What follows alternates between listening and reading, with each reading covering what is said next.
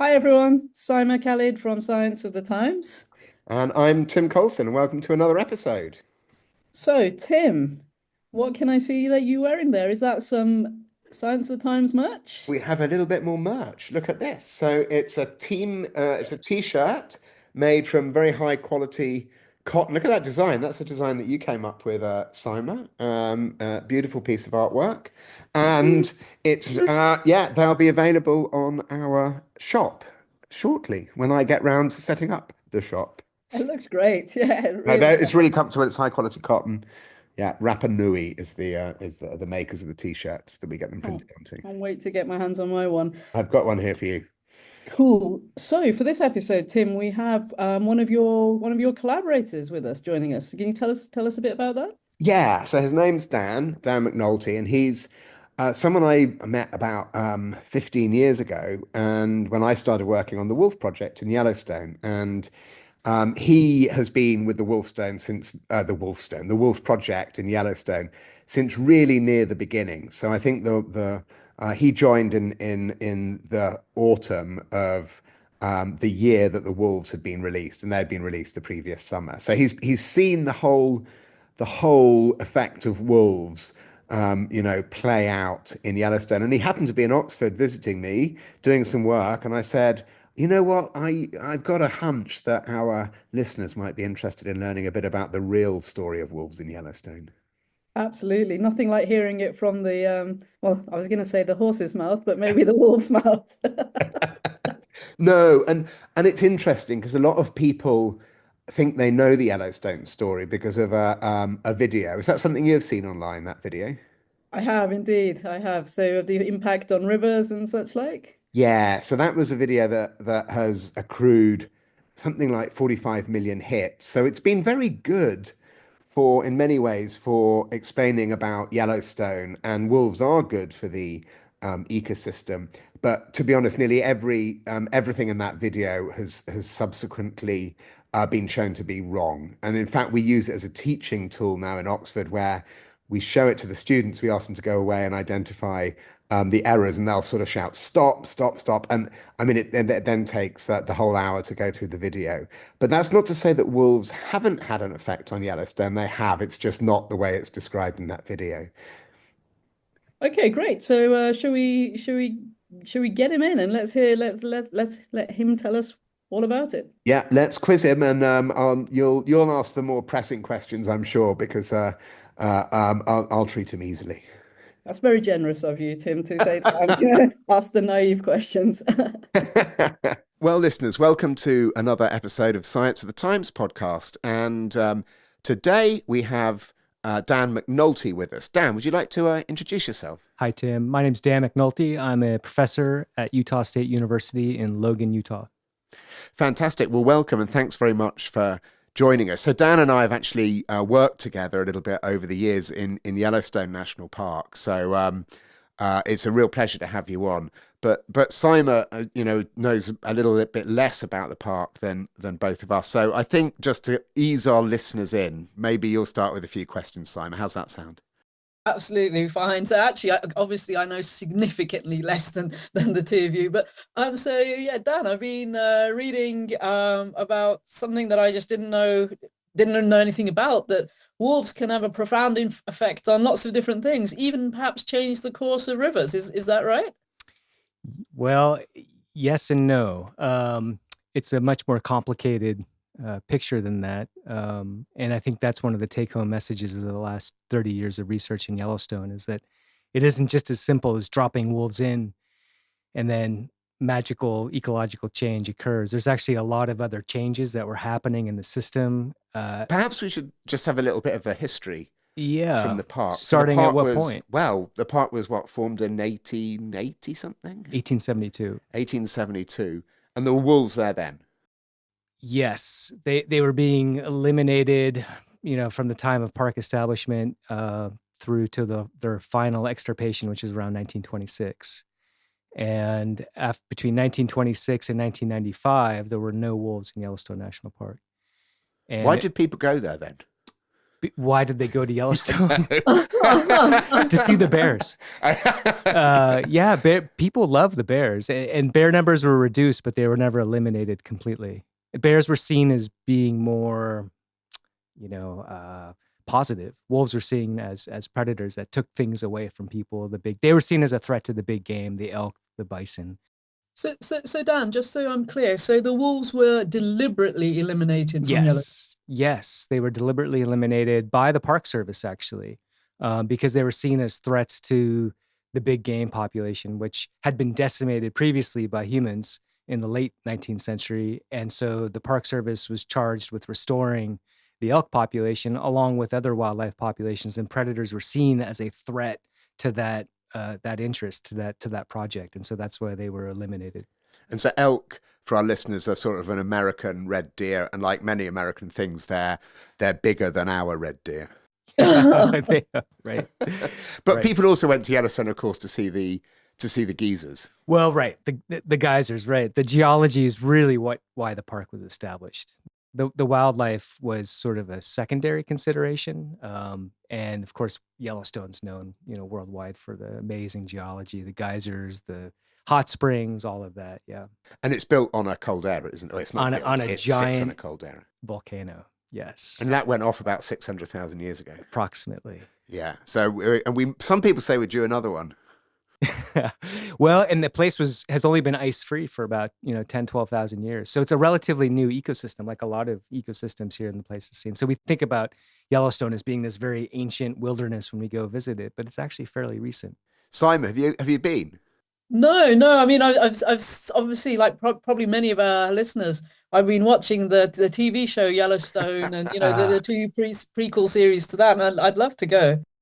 Yeah. Well, next trip, you'll have to come. We have to do a podcast from on location. I haven't watched a single episode of Yellowstone. I can't bring myself to watch it. We won't question. Neither have I. We won't question you about that then. So anyway, the wolves were off the landscape for so many years. Bears were still there, but perhaps a little bit reduced. Reduced. What about other predators? Mountain lions, coyotes?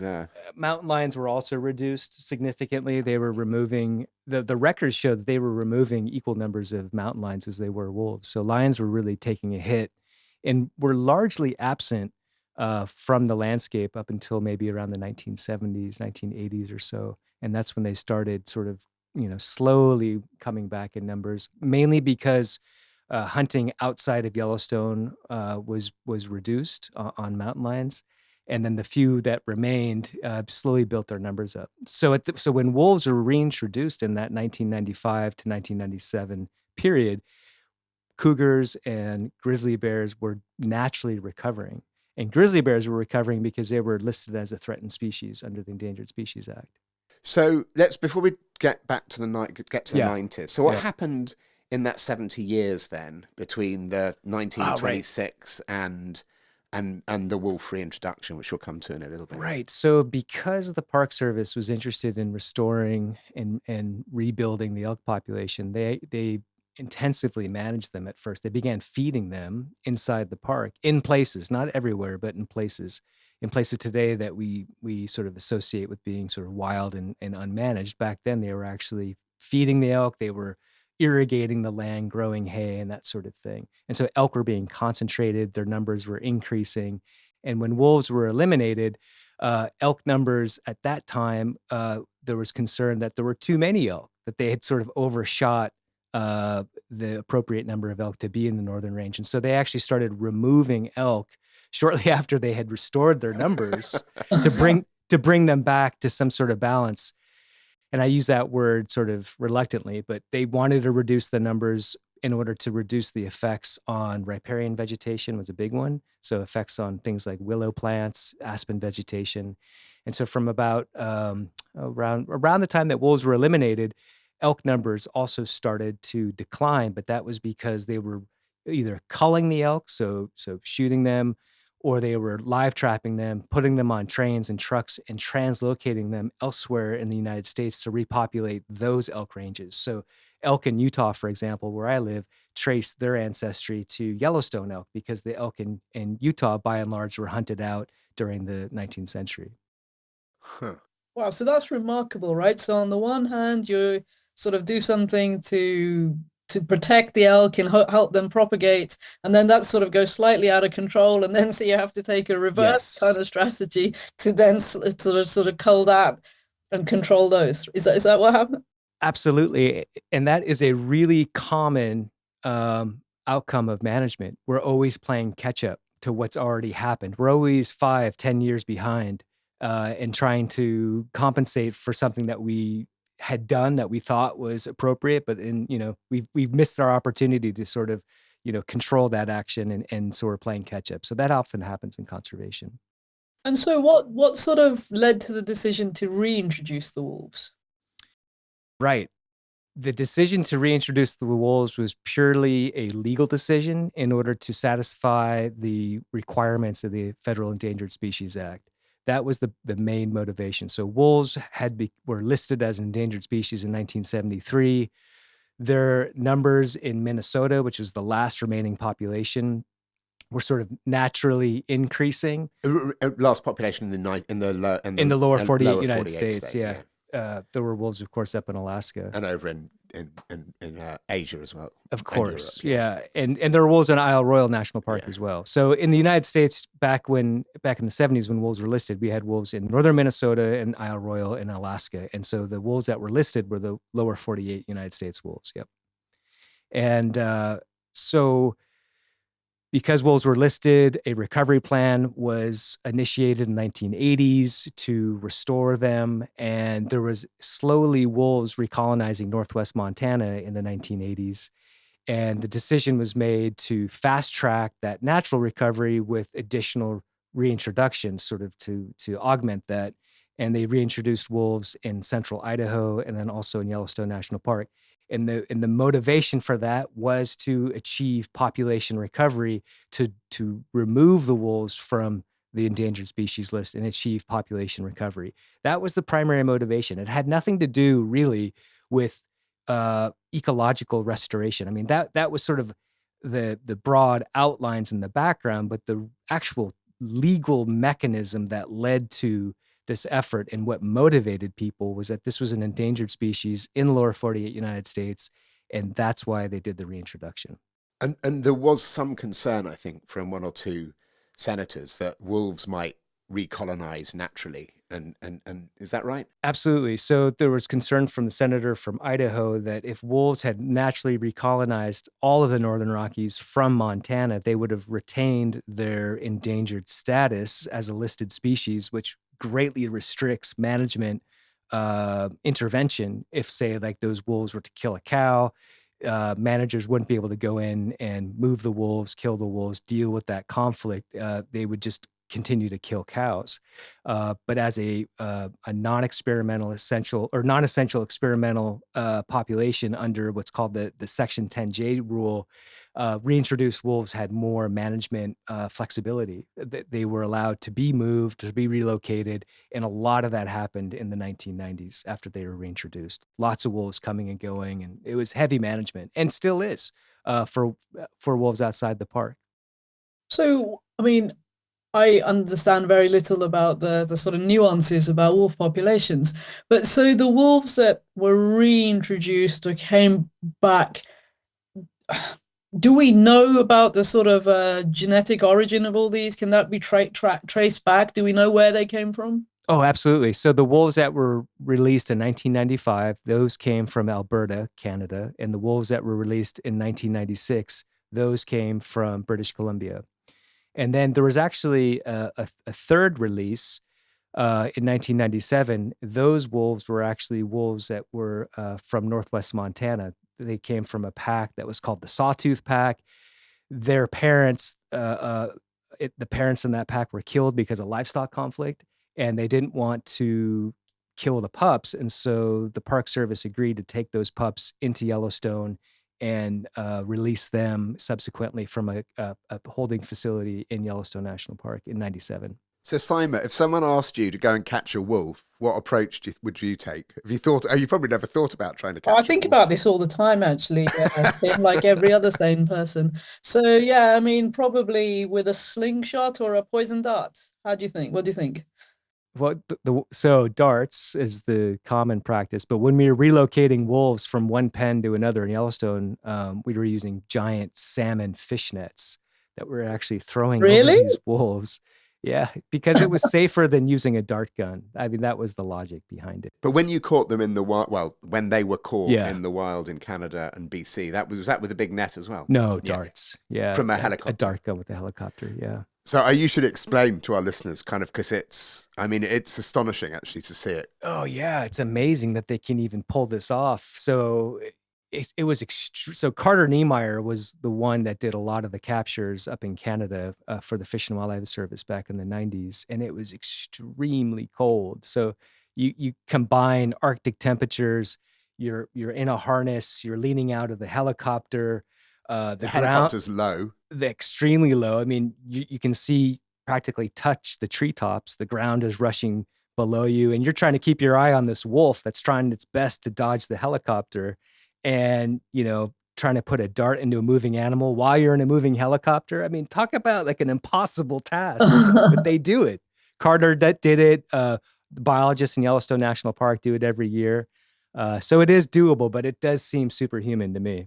And Simon, I thought it would be fun to have a go, but they wouldn't let me. They said I'd be more likely to hit the pilot with the dart than the wolf. You might fall out of the helicopter. Yeah. Anyway, so the wolves were taken down to Yellowstone. They were released in June, was it? No, so they were brought down in January, the first bunch in January of 1995, and then they were put into chain link pens. These were sort of like half-acre pens to acclimate them to those sites in order to keep them in those areas upon release. Because otherwise they'd have just run back to The where they concern came was from. that Yeah. if you just did a hard release, so it was called a hard release, they would just run back to Canada. And that's kind of what happened with the wolves in Idaho because those wolves were hard release. They didn't use the soft release method, and those wolves ranged much further upon release. The other thing that was different about the Yellowstone reintroduction is that they relocated whole packs Yeah. into these pens. So for example, the Crystal Creek pack, which was one of the first packs I started studying 30 years ago, that pack came as one unit from Alberta, Canada, and was placed in the Crystal Creek pen, acclimated for about 10 weeks, and then in March of 1995, were released. And you joined the project In shortly November of afterwards. 1995. Yeah. Yep. So I had graduated from the University of Colorado in May of 95, and I walked the Continental Divide Trail from approximately Boulder, Colorado, all the way down to Durango. It was like a 500-mile trek over 7 weeks. Were you lost? After I finished, was not lost. We had maps, no GPS. After I finished, then I went up to Yellowstone and participated in the post-release monitoring. So those initial packs had been released, and our job as field technicians was to follow these wolves around using radio telemetry to determine how often they were killing, what they were killing, interactions between packs, monitoring the movements and spatial distribution of the wolves, that sort of thing. I picked up a lot of dead elk. So is it fair to say that all the wolves that are currently in Yellowstone essentially came from 3 locations originally? So the 2 in Canada you mentioned, and then Western Montana? Yes, there's been surprisingly little immigration into the population from outside. There's been a couple cases that have come in, into the park itself. There's been more immigrants from elsewhere to areas outside of the park in the public lands that surround Yellowstone National Park. So you have to understand that Yellowstone is sort of this postage stamp in Northwest Wyoming. Okay, that's the boundary. And then around that is a collection of national forest lands that also have some level of protection, varying from very strict to, allowing, development, logging, that sort of thing. And so wolves are inhabiting that area. And a lot of the wolves in that area, not a lot, but some came from elsewhere, from Idaho particularly. And so these wolves were released. They settled into the park, and they've been studied ever since, along with many of the other animals in the park. So the elk and the bison. Absolutely. So when I started as a technician, all I thought about every day was wolves. That's all, and what they ate. I was looking at the world purely through the point of view of a wolf's mouth, basically, because I was following what they were killing. And, we would go in, we'd crack open bones to look at bone marrow, that sort of thing. And it wasn't until later that we began to appreciate, really, we being all of us that were studying wolves, the importance of other components of the ecosystem. In particular, the other predators, including human beings. That's a big part of the story, is that these elk that the wolves are eating migrate outside the park, okay, on a seasonal basis during the wintertime. And when they do that, they expose themselves to hunting. And so humans, at the same times that wolves were being reintroduced and expanding their numbers, humans were killing large numbers of elk. And that had an impact on the elk population that, to this day, many people don't really appreciate. So so it's sort of, were we going back to where we were sort of prior to 1926 when the elk population was coming down? Wolves then disappeared for 70 odd years. They come back, and then now wolves and humans together are combining, and the elk population's going down again. Is that right? It's a huge stew, really, of different animals, and yeah, that's what's happening. And so the population, the elk population, was at a record number in 1994, 1993, about 19,000, and it was that's probably a minimum estimate. And then the following winter, in December of 1994, their numbers started to decrease. And we know that because a count occurred using aircraft. And so now remember, I said December 1994, the elk population began to decrease. That was before the wolves had even come through the gate in January of 1995. And so the population was starting to decrease prior to the wolf reintroduction. So that's an important point, because when you look at the data, you can see, wolves were dropped in 1995, and that's when the population started to decrease. But actually, the reintroduction happened after the elk decline started. So the wolves didn't trigger the decline. They certainly contributed to it, but other predators were involved in the decline, including humans, the bears, and also the cougars. So before we kind of move on to how the rivers have changed, right. Let's have a quick break as we go to our sponsors. Hi, Tim. You're looking particularly snazzy today. What are you wearing? I'm wearing a piece from a company called Grace and Garbo. And actually, you know a little bit more about them than I do, to be honest. Yeah, you're right, I do. And you're the fashion queen. Yeah. I'm also wearing a piece from Grace and Garbo. So this is a delightful knitwear outfit set up in Birmingham. What they do is they source knitwear, quality knitwear from all around the world. So it's vintage, one-off pieces, many of which they then hand embellish, like the one you're wearing today with its beautiful purple flowers. And so they're big on sustainability. Nothing goes to waste. Everything is sort of recycled and reused. And if you want to know more about them, then have a look at the link beneath this episode. And thank you very much to them for supporting our podcast. I hope their sales soar. Yeah, thanks a lot, Grace and Garbo. Well, welcome back. We are here with Dan MacNulty. We've been hearing a little bit about the early history of the park, and then we're kind of up to November 95 when Dan has walked half the length of America and has started on the project. And the wolf story is kind of one of the great conservation success stories in many ways. But I think the aim when they released them was in the states of Idaho, Montana, and Wyoming. There were going to be about 300 wolves. I think it peaked at over 1,500, didn't it? In something around those. Yeah. So, but let's go back to the park, and perhaps you can tell us. Maybe we should work through what's happened to some of the species. You talked about elk; they were starting to decline. The wolves came back, were reintroduced. What's happened to the elk sort of since the? Why don't we work through sort of elk and bison and a few other other species? So the elk population continued to decrease until, I want to say, like around 2015, 2016, somewhere around there, sort of their low point. And since then, their numbers have slowly began to recover. And so this last April, they counted approximately 7,300 elk, which is, we haven't had that number for maybe about 10 years or so. So that's a pretty substantial jump from where it's been in the recent past. So they are recovering their numbers. Now, at the same time that was happening, as elk numbers were going down, bison numbers were increasing in northern Yellowstone. So we talk a lot about northern Yellowstone National Park, and we talk about it as if it's its own, park in some respects. And the reason why we focus so much on it is because that's the part of Yellowstone National Park where a lot of wildlife spend the wintertime, because the conditions there in the winter are fairly benign relative to the interior of the park, which is at a much higher elevation. They're not benign compared to Oxford, Simon. It's pretty cold out there, and it can get down to -30 still.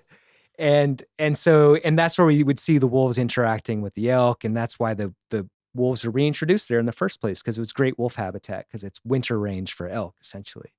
And when I was there 30 years ago, as a technician, elk were the dominant ungulate. Yeah, occasionally we saw bighorn sheep, and there were some bison. There were about 500 bison. There were mule deer, occasionally moose, but elk were by far the most abundant, animal out there in the landscape. I mean, it was amazing how many elk there were. Now, 30 years later, the dominant ungulate in northern Yellowstone is the bison or buffalo. And now we have approximately 4,000 bison in northern Yellowstone National Park. So we went from 500 to 4,000. When I started 30 years ago, most of the bison in the park were in the interior. Down in Pelican Valley. The wolves don't eat the bison? They do, but eating a bison and attacking a bison, killing a bison is like as something as difficult as maybe you trying to stop a bulldozer with your teeth.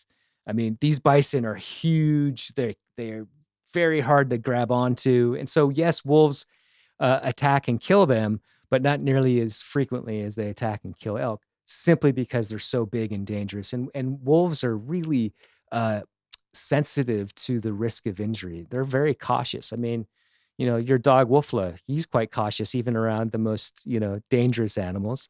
And wolves are the same way. So they'll go for the elk, even when now bison are more abundant.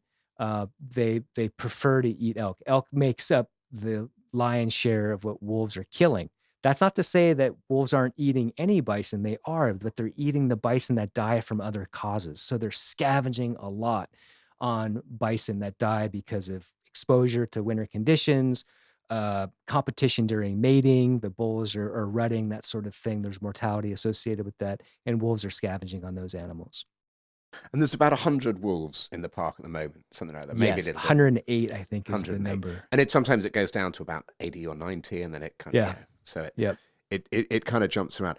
One thing that our listeners might be amazed about, the bison story. So they went down to 26 bison. That was the global population of bison, and they've now recovered in the park. They're also farmed a lot now as well, aren't they? In right, a lot of those farmed bison are mixtures of cattle with bison. And 100 years ago, 1923, I think, so a little over 100 years ago, was that low point of 26 bison, and that was in the interior of Yellowstone. Well, so in Yellowstone National Park, that was the remnant herd. There were some captive bison in Texas, up in northwest Montana, that were brought into Yellowstone to help augment the population. And so there was a few more than those 26, but not a lot more. And so elk came down and then have kind of stabilized, going up a little bit now. Yeah. Bison have gone up and are now, as you say, the kind of dominant animal. Yeah. What about some of the other herbivores? Things like, what's the story about moose and things like mule deer and pronghorn antelopes? And so pronghorn are a kind of a recovery story themselves, because when I arrived, there was concern that pronghorn in Yellowstone could potentially become extirpated because their migratory pathways had been interrupted in places like Paradise Valley north of the park. And they also suffered a lot from predation from coyotes on their fawns.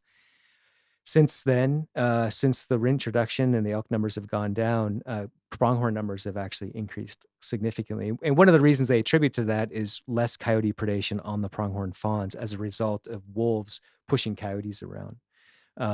Coyotes are smaller than wolves, quite a lot substantially smaller. Yeah.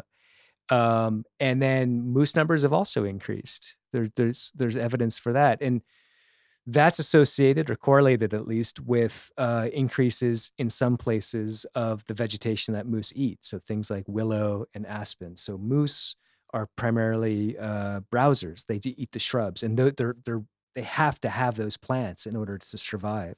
And with those plants coming back in places like Blacktail Creek, Crystal Creek, you do find lots of evidence of moose in those areas. So I guess And then something I'm confused about, again, perhaps naively, is that so the elk population has stabilized and is also perhaps on the rise.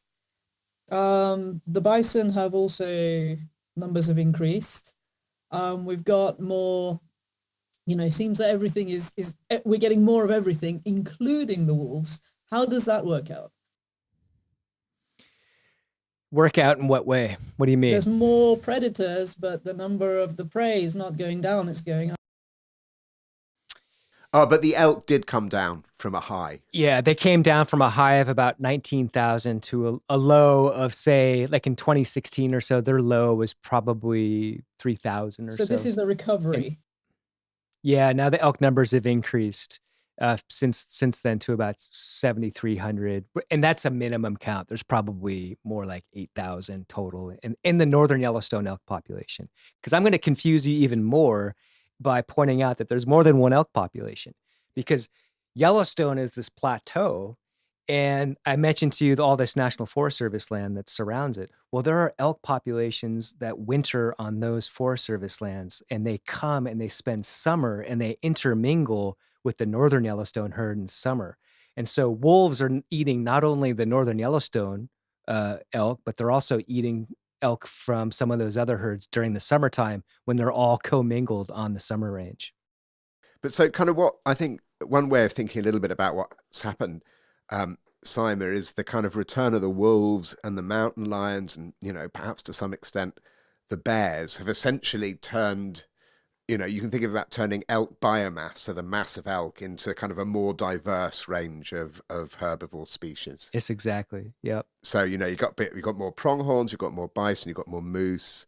I think there's a few more deer. I don't know if more mule deer. yeah, We're seeing, yeah. and there's two species of deer. There's the mule deer and the white-tailed deer, and I'm seeing more of those as well. And what about the vegetation? So that's the kind of story that Simon was talking about at the beginning. This forests recovering, it's, and obviously I know what it looks like over there now. But I mean, what's your take on the kind of vegetation changes? Because you've actually spent quite a bit of time working on aspen. Yes, I have. So my students and I have shown that there's a link between aspen regeneration or recruitment. When I use the word recruitment, I mean small aspen saplings turning into tall aspen saplings that can escape herbivory from elk.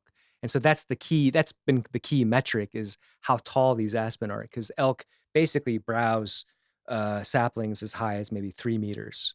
Once they get past 3 meters, they've sort of survived and they've become mature trees. And so there's a link between the rate at which saplings, recruit, join the overstory, and elk density. And so as elk densities decreased from that high of 19,000 prior to the wolf reintroduction, as those densities decreased, recruitment started to increase because there was less browsing pressure on those saplings. And so in some places, we do have the regeneration of aspen stands that were sort of just hanging on and actually disappearing at the time that I started in 1995. But that isn't the whole story. That's only some aspen stands in some places, and it's actually the minority of aspen stands. The remarkable and somewhat disheartening thing is that most of the aspen stands, according to the analyses that we've done, have actually continued to decline since the wolf reintroduction, and despite the reduction in elk density. And we're still trying to work out why that is, but we think a lot of it has to do with the fact that throughout this last 30-year period, conditions for plants overall have become drier. There's basically more water stress on plants, and aspen are a deciduous tree. They require a lot of moisture. They tend to live in sort of wetter sites. And so we think this increased water stress might be contributing to the decline overall, the net decrease in aspen stand area. So why don't we bring beavers back into the park? Because they, we know they make dams that builds up water. Wouldn't you get the more aspen coming back? As a result of the beaver. As a result of the beaver? Yeah. No, so I think the causal relationship's the other way around. Yeah. So Tim's teasing me, I think. Yeah, so the beaver eat the aspen, they eat the willow. They need those things to build their dams and their lodges. And in places like Crystal Creek and in Blacktail Creek, where we've had substantial regeneration of aspen and crystal and willow and blacktail, we do have beaver recolonizing those sites. Those beaver were not there when I started 30 years ago, nor were there lodges or dams because there was no aspen or willow or very little. But now 30 years later, it's there. I mean, I was out tramping around in Blacktail Creek and Crystal Creek just a few weeks ago, and some of these dams are actually quite large. But what I also found, in addition to actually seeing a beaver, is I also found evidence of predation on beavers. So beaver are oftentimes referred to as sort of, tasty snacks, sort of meat packages for predators. wolves, They're very slow. They've got, there's lots of meat there. And they will be picked off by predators, and that's what we found evidence for. So there is sort of this push and pull. On one hand, the predators have contributed to beaver recovery by indirectly increasing aspen and willow in some areas, and so beaver have come back. But then all of a sudden, those beaver are exposed to predation, and they're getting picked off. And so there's sort of this dynamic, and we're still waiting to see how it all works out. We would assume that these beaver dams that have lost beaver as a result of predation will continue to be maintained by other beavers that come and take their place. But it's kind of part of the story that's still unfolding. So Dan, for just thinking about all the different things we've talked about lots of different species, both in terms of sort of flora and fauna. And do they have differences in their recovery and times and their response times? So for example, you reintroduce the wolves, stuff happens to elks, stuff happens to bison, stuff happens to aspen. Is that on a similar time scale, or do different things happen to different things on different time scales, if that makes sense? In terms of like recovery? Yeah. So in terms of seeing the impact and then for it to recover. Yeah, and I think the problem is even more basic than that. I mean, what defines recovery? When people talk about aspen recovery, I always scratch my head and wonder exactly what they mean, because that's a term that my graduate student Lainey Bryce and I struggled with a lot, because you see it in the literature. And so we have to figure out, well, how do you define recovery? And then you have to, assess the extent to which the degree to different things reach that threshold varies over time and varies between different species. And I don't think I have a very good answer for you, to be honest with you, because I think this system is still unfolding in terms of what it is going to look like. And nobody really predicted the current state of the system as we see it today, with all these bison and even all the aspen and willow. I mean, there were some people that were probably expecting some regeneration of aspen and willow before the wolf reintroduction, but that wasn't part of any of the predictions that were being made formally in the literature. It was all about the impact of wolves on the ungulate numbers and that sort of thing, hunter opportunities outside the park. The vegetation wasn't on anybody's radar. And we don't really know what's going to happen next, because we do have climate warming. And so that's one of the questions we're working on now, is to what extent are these sort of effects, these cascading effects of predators, including wolves, are those going to be muted or offset by, opposing effects of climate warming and water stress on plants? But so when you go to Yellowstone these days, Simon, when you drive along the area that Dan's talking about, you'll come up to some of these streams and you'll see little bits of kind of forest coming back, and some of it, some pretty big trees in some areas. But actually, most of it, what you see is kind of sagebrush, isn't it? So sagebrush and grassland, yeah. Yeah. So it hasn't, this kind of idea that the forests have come back throughout the northern range, and that's kind of led to the rivers changing, isn't really quite as, it's patchy, isn't it? It's kind of, it's a heterogeneous landscape with all sorts of different things going on. I mean, if that's a massive exaggeration, this cartoonish, story that we've heard over and over again for years, it's just not true. Yes, you can find examples of it, but they're quite limited.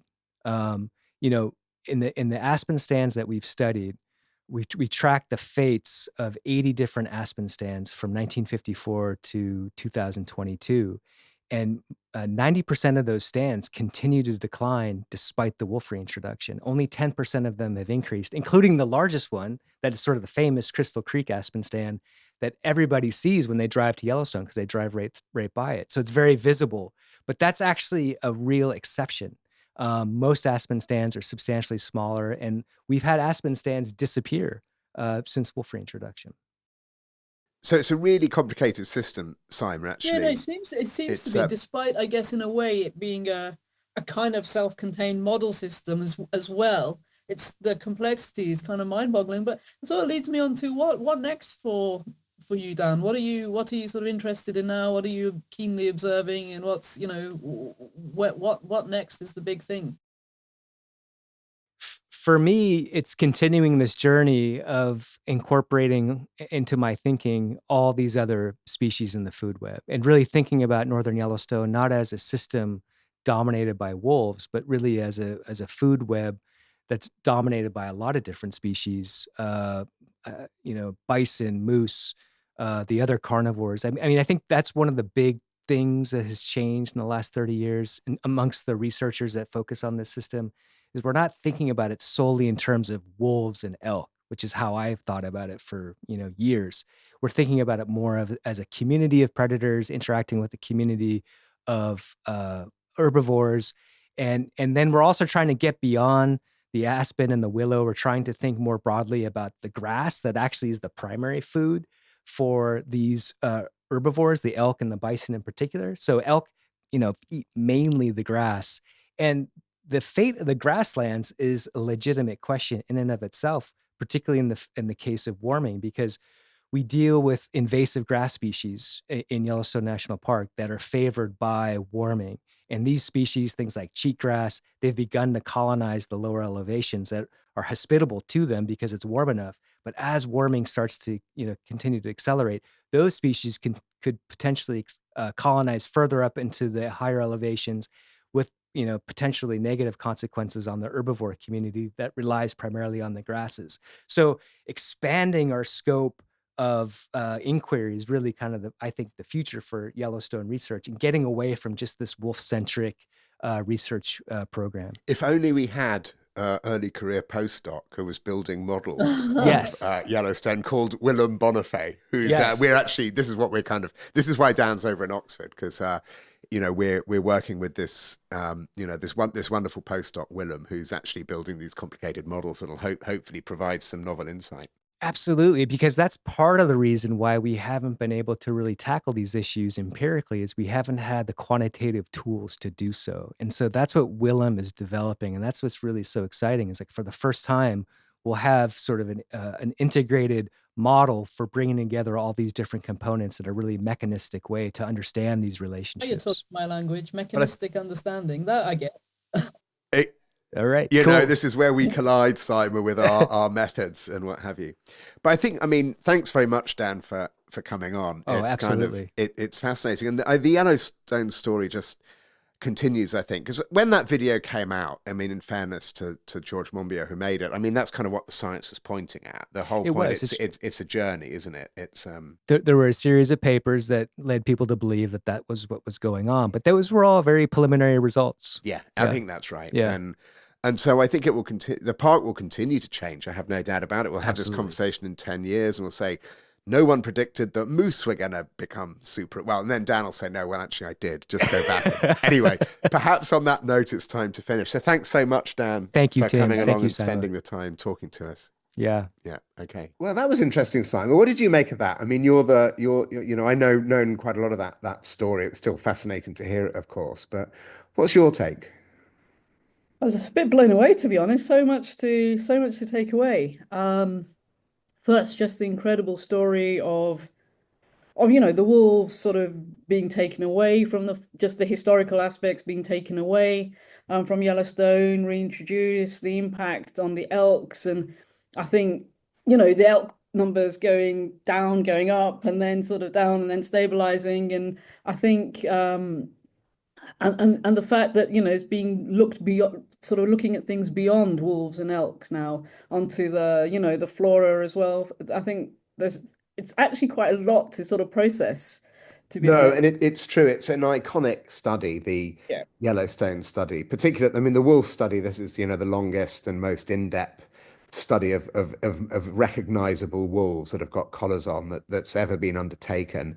And the fact that there's all these other bits of research on the elk and the bison and the moose and the aspen and the Yeah. willow, Yeah. the beavers and all sorts of, and the mountain lions, is makes it really unusual and makes it a special study. And wolves have had an effect, but it's really interesting that it's not the clear wolves change rivers that we'd all No. come. But I don't want to knock that video too much because it has made people aware of how important predators can be on landscapes.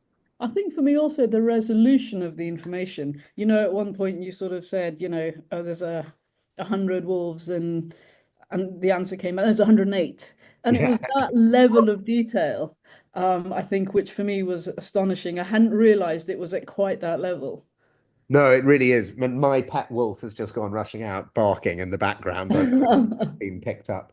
But no, I mean, it's things are studied in great detail. Each pack will have two wolves with radio collars on, so we can find each pack, you know, on a regular every few days to work out where they are, and then we can see which other wolves are in the pack, whether there's been any, you know, any young born, whether they've then come out of the burrows. So no, it's a huge, astonishing amount of data, and I mean, it's somewhere that having listened to that, do you think you'll next time you're in the US, will you swing by Yellowstone, have a look round?